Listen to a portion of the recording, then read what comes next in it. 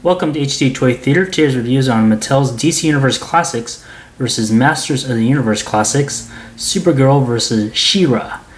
Now, Supergirl stands 6 inches tall, while She-Ra stands 7 inches tall, so there is a definite size difference in terms of height.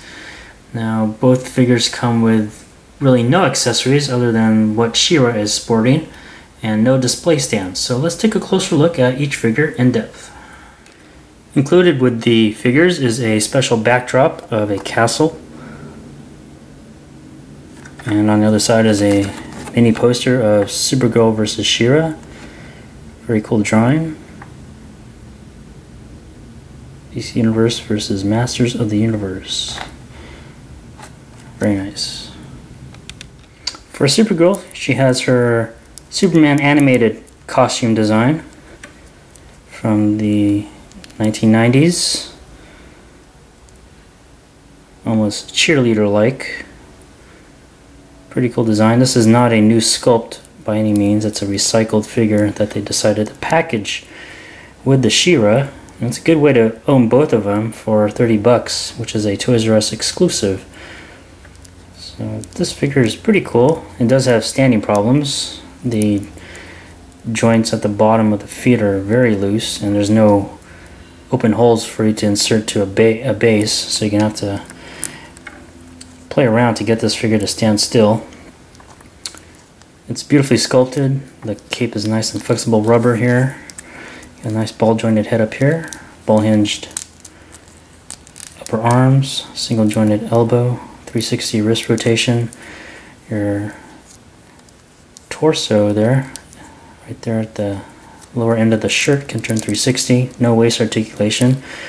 Your skirt is flexible, made of this kind of a little tougher material than this, the rubber cape, and then you have a ball jointed upper leg here. You can turn 360 as well at the upper leg, single jointed knee, 360 boot rotation, forward and back motion on the foot, and that's it for Supergirl.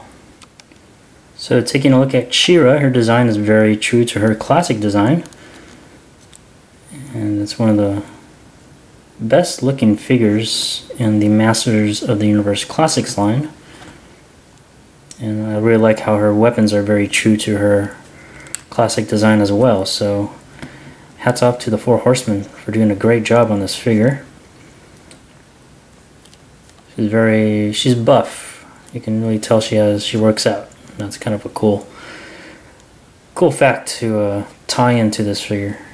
She really fits in with He-Man and the other Masters of the Universe. She's not a scrawny little girl, so it's nice to see that she's a powerful woman as well. Now, her accessories include a power sword with a jewel embedded on both sides of the sword here. It fits perfectly in the right hand. Now you also have a shield with a similar jewel embedded into the star on the shield, and it has clips there that you clip onto the forearm. Now articulation, you have a ball jointed head up here. You have the cape, which is connected to this little